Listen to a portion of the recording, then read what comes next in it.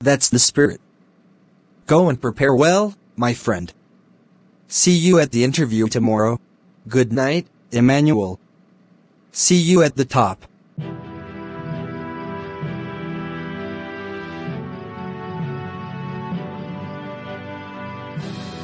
Heavenly Father, I come before you tonight with a humble heart, seeking your guidance, strength, and favor.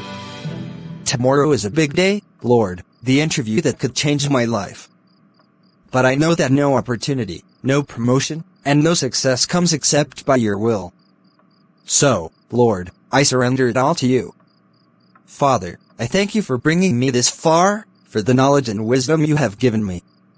I ask that you go before me into that interview room. Let your presence fill the place, and may every word I speak be guided by you.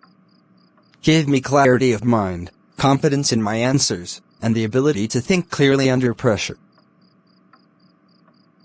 Father, if this job is your will for me, let no one and nothing stand in my way. Let every plan of the enemy to mislead or confuse me be scattered. Expose every deception and help me focus on what truly matters. I refuse to be distracted, Lord. Give me discernment to answer with wisdom beyond my own understanding in Jesus Christ's name. Amen.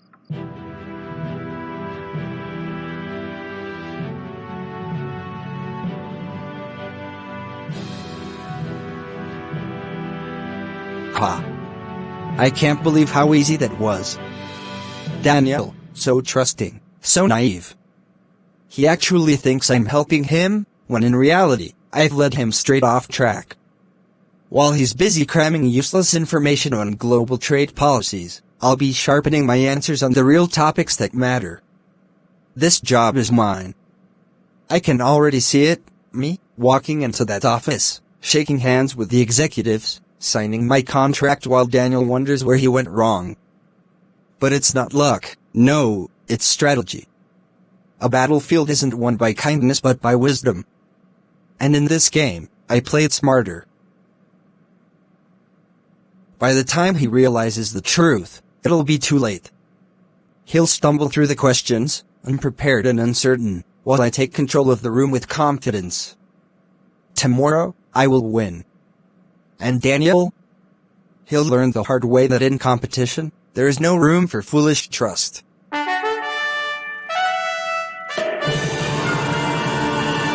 Good morning, esteemed panelists. I sincerely appreciate your presence and commitment to this crucial selection process. Today, we are not just looking for an employee, we are looking for a leader, a strategist, and a problem solver. This position carries immense responsibility, and our choice today will shape the future of this company. I urge each of you to be diligent, fair, and meticulous in your assessment. Look beyond impressive resumes and rehearsed answers. Examine character, intelligence, and the ability to perform under pressure. Ask the tough questions, challenge their thinking, and see who truly stands out. We have shortlisted strong candidates, but only the best will be selected. As we proceed, let us ensure that our decision reflects the values and vision of this company. I trust in your expertise, and I look forward to a thorough and insightful evaluation. With that, let us begin. Call on Mr. Emmanuel Johnson, please. Good morning, Mr. Emmanuel. Welcome to this interview session. As you know, this is a highly competitive position, and we are looking for the most qualified candidate who can bring value to our company. Let's begin with a brief introduction. Can you tell us about yourself and your experience in relation to this role? Good morning, esteemed panelists. My name is Emmanuel, and I am an experienced business strategist with over 8 years in managerial roles, overseeing large-scale projects, driving profitability, and optimizing company operations. In my previous position as head of business development at Global Corp, I successfully expanded our market reach by 50% and implemented strategies that increased revenue by millions of dollars annually. I have led teams of professionals, coordinated cross-border trade, and developed innovative solutions to complex business challenges. My leadership skills, combined with my ability to analyze market trends and make strategic decisions, make me the perfect fit for this position.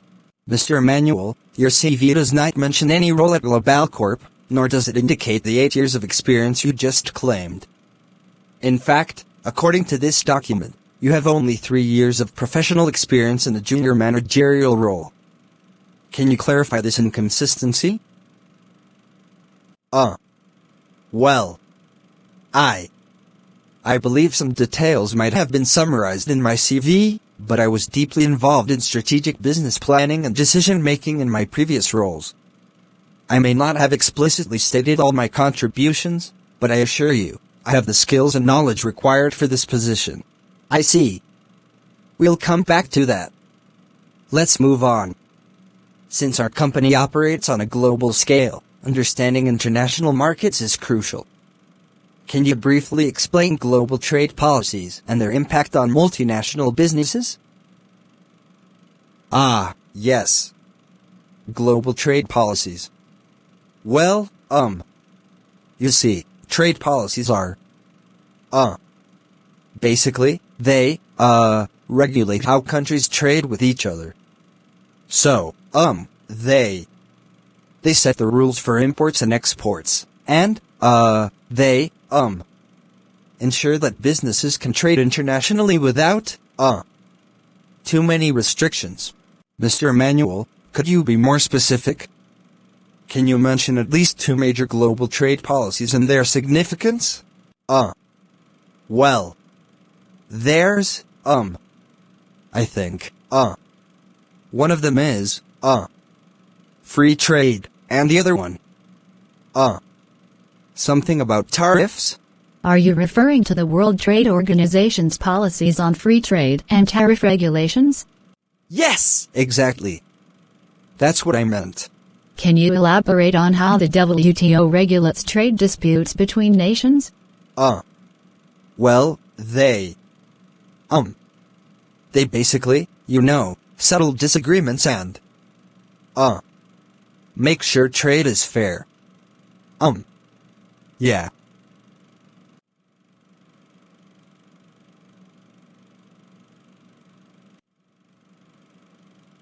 All right, let's move on. Mr. Emmanuel, can you explain international business laws and their importance in global trade? Yes, international business laws. Well, they, ensure businesses follow the law when, they work in different countries. So, they make sure everything is legal and, businesses don't break any rules when trading internationally.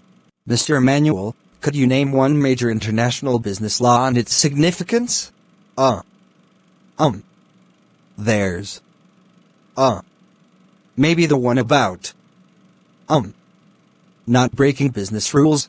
Mr. Emmanuel, it's clear that you have not adequately prepared for this interview. These are fundamental topics for anyone applying for a managerial role in a global company. Your responses have been vague, and your claimed experience does not match your CV. Are you sure you are the right candidate for this position? Well, I believe I have the potential to learn and grow in this role.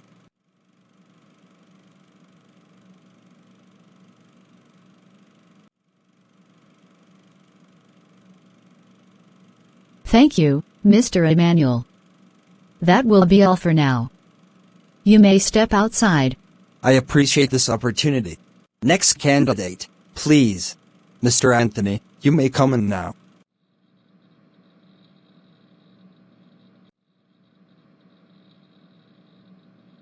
We have gone through 4 candidates so far. Any thoughts before we proceed with the next? Anthony was articulate and experienced, but I feel his strategic thinking was a bit weak. Mary had confidence, but her leadership approach seemed too rigid. She may struggle in a dynamic work environment. Charles was good, but I don't think he fully grasped international business operations. We need someone with a more global perspective. Agreed. So far, we haven't met the standard we're looking for. Let's see if the next candidate can bring something different. Call on the next candidate. Mr. Daniel, it's your turn. Please come in.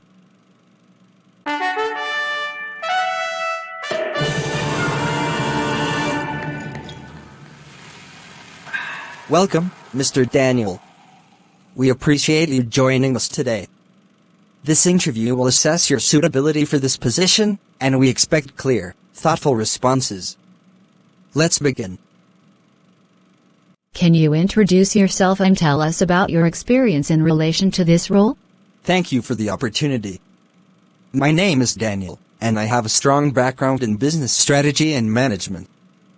For the past 3 years, I have worked as a business development manager at Apex Solutions, where I led market expansion initiatives that increased revenue by 35% within 2 years. My role involved developing business strategies, analyzing market trends, and optimizing operational efficiency. I have also collaborated with international partners, giving me valuable exposure to global trade and business regulations. Prior to that, I worked in corporate planning, where I was responsible for financial analysis, risk assessment, and policy implementation. My experience has strengthened my ability to lead teams, make data-driven decisions, and drive sustainable growth, all of which align with the responsibilities of this role. Well articulated, Mr. Daniel. Now, since our company operates on a global scale, we need a candidate who understands international trade. Can you briefly explain global trade policies and their impact on multinational businesses? Certainly. Global trade policies refer to the laws, regulations, and agreements that govern trade between countries. These policies influence tariffs, import/export restrictions, and trade agreements, ensuring a structured framework for global commerce. One key trade policy is free trade agreements, FTAs, such as NAFTA, now USMCA, and the European Union's single market. FTAs reduce trade barriers, allowing businesses to expand their market reach without heavy tariffs. Another major policy is the World Trade Organization, WTO, regulations, which promote fair trade practices and settle disputes between nations. For multinational businesses, these policies impact cost efficiency, market accessibility, and regulatory compliance. Companies must understand and adapt to these policies to optimize their global operations and avoid trade conflicts. That's an excellent explanation. Now, let's move to the next question. Can you explain international business laws and their importance in global trade? Yes, international business laws are legal frameworks that govern how businesses operate across borders. These laws ensure compliance, protect investors and consumers, and establish ethical trade standards. One fundamental international business law is the Foreign Corrupt Practices Act, FCPA, in the U.S., which prohibits companies from engaging in bribery when doing business abroad. Another crucial regulation is the General Data Protection Regulation, GDPR, in the European Union, which governs data privacy and security for businesses handling customer information. For a multinational company, compliance with international business laws is critical for risk management. Non-compliance can lead to legal penalties, reputational damage, and financial losses. Businesses must work with legal experts to navigate these regulations and ensure ethical and lawful operations. Mr. Daniel, your responses have been insightful and well-structured. You have demonstrated a strong understanding of both practical business management and international operations. One final question, what would you say sets you apart from the other candidates for this role? What sets me apart is a combination of strategic thinking, adaptability, and a strong ethical foundation. I believe in integrity, continuous learning, and leadership through collaboration. I don't just seek success for myself, I work towards the growth and success of the company as a whole. Additionally, my experience in both domestic and international business operations equips me with a unique perspective on handling challenges in a globalized market. I am committed to innovation, efficiency, and long-term strategic growth, which I believe aligns perfectly with your company's vision.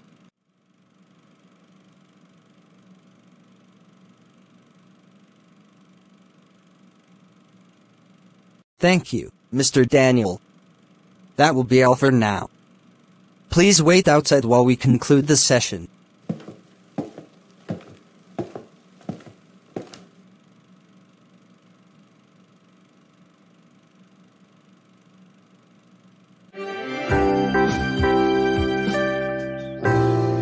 Daniel. You're back. I've been waiting for you. How was the interview? Did it go well? Yes, my love. The interview was quite intense, but I did my best. The panel asked some deep and technical questions, but thankfully, I was able to answer most of them. That's great. So, tell me, how did you feel while answering their questions?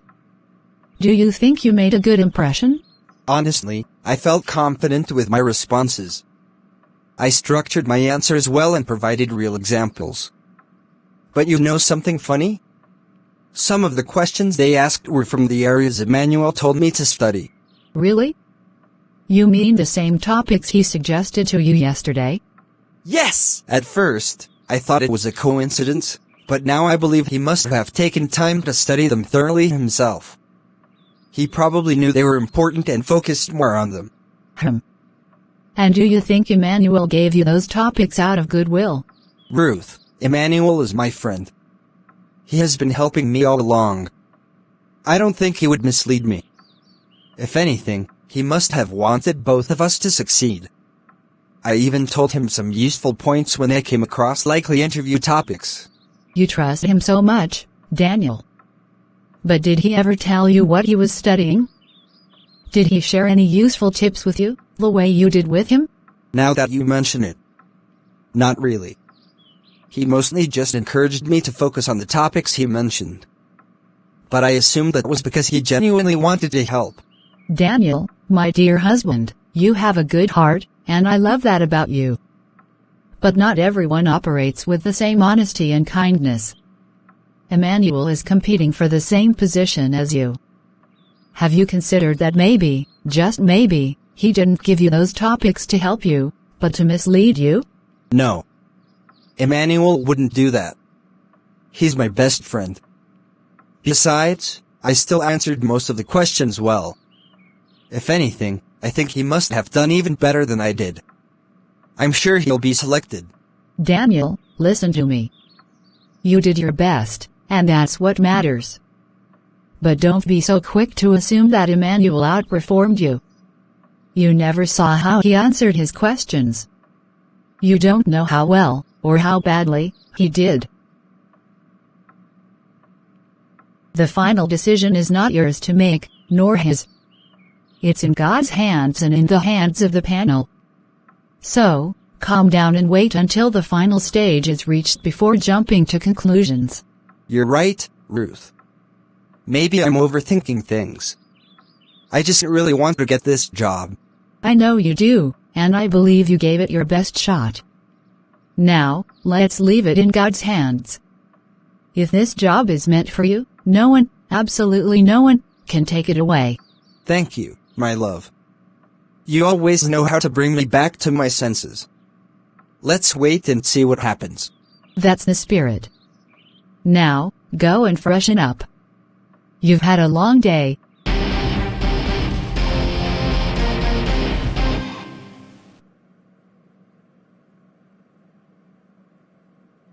I can't believe this. I was so sure I had everything planned out. I gave Daniel those topics just to keep him distracted, to keep him from preparing for the real questions. But, of all things, why did those exact topics end up being the main focus of the interview? I fumbled through my answers like a fool. I had no idea what to say. But Daniel. If they asked him the same questions, then there's no way he didn't give solid answers. He always prepares thoroughly. One of the interviewees said those were the same questions asked to everyone. That means Daniel had the chance to shine. And if he did, if he actually gets that job instead of me, it will be a complete disgrace.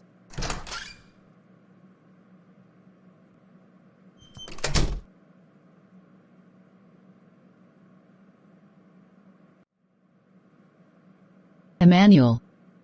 What's wrong? You look like you just lost something valuable. How did the interview go? It was a disaster, Margaret. A complete disaster. Disaster? What happened? I thought you prepared well. Didn't you study hard for this? I thought I was being smart. I tried to divert Daniel's attention by telling him to focus on topics that I was sure wouldn't come up. But those exact topics turned out to be the major questions. Wait. What? You mean you intentionally misled Daniel so that he wouldn't be fully prepared, yet those were the questions they actually asked? Exactly. And I was completely unprepared. I bluffed about my experience, but it didn't match my CV, and when they asked about global trade policies and international business laws, I had no idea what to say. I made a fool of myself. Oh, Emmanuel. This is bad. So, what about Daniel? Did he do well? I don't know for sure, but if he answered those questions well, then he's definitely getting the job. And if that happens, do you know what that means? It means I, Emmanuel, will have to watch him walk into that office while I remain jobless. It will be the biggest disgrace of my life. Honestly, Emmanuel, I don't know what to say. This whole thing wouldn't have happened if you had just focused on preparing properly instead of trying to sabotage your so-called best friend. I wasn't sabotaging him. I was just making sure I had the advantage. And look where that got you. You cheated yourself. Instead of competing fairly, you wasted your energy trying to mislead someone else. Now, you're the one who ended up unprepared. I don't need a lecture right now, Margaret. I need a plan. What if Daniel really gets the job? What will I do? How will I face people? Maybe next time, you should focus on being better rather than trying to bring others down. If Daniel gets the job, then he deserves it. You made your bed, Emmanuel. Now, you have to lie in it. I need to check on my friend. I hope to come very soon, please. Go ahead. Please don't stay long. Let me equally check on my friend, Emmanuel, to know about his interview questions.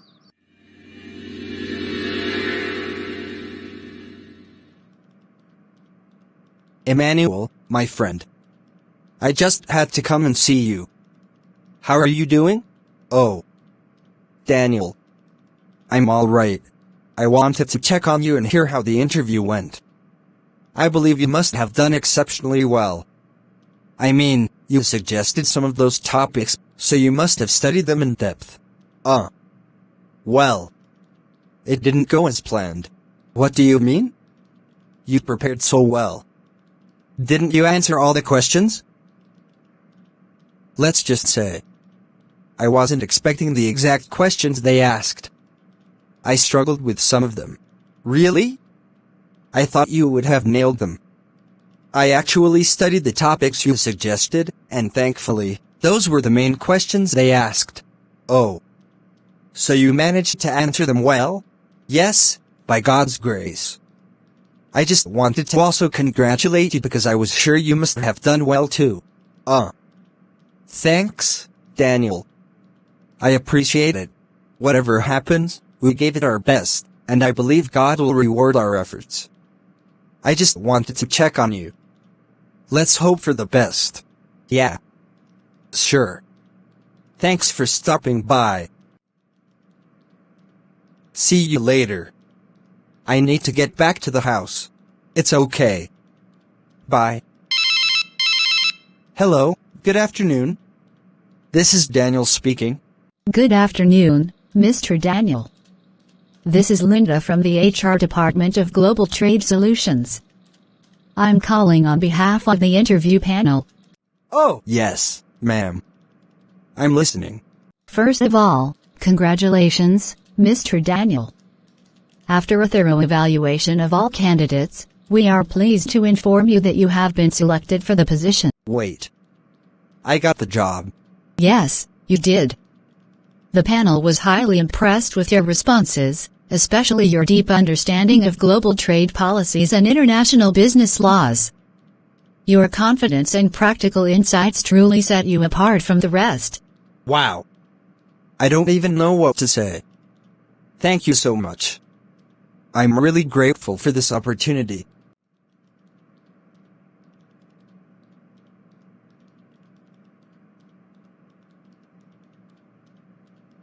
You absolutely deserve it. Now, we'd like you to come over to the office tomorrow morning at 9 a.m. for your official onboarding and to discuss the terms of your employment. Will that work for you? Yes! Absolutely, I'll be there. Thank you once again. Great. We'll send you an official email with further details. Congratulations again, Mr. Daniel. Have a wonderful day. Thank you! Have a great day too. I need to go now and see my wife. This calls for celebration and you would definitely be there. That's fine. Congratulations. This can't be happening. This is not how it was supposed to go. I had everything planned out. I was the one who chose those topics for Daniel. I thought I was outsmarting him, diverting his attention. But now, he's the one who benefited from it, and I was the fool who got caught unprepared. And the way he came in here. So full of joy, so innocent, still thinking I did well. How do I even respond to that? What was I supposed to say? That I set him up, but it backfired? That I was trying to deceive him, but ended up deceiving myself? And now, I have to sit here and wait for the inevitable, Daniel getting that job and me becoming a laughingstock. How do I face him? How do I explain this to Margaret? I should have just focused on myself. I should have prepared properly. Now, I've lost everything. And it's all my fault.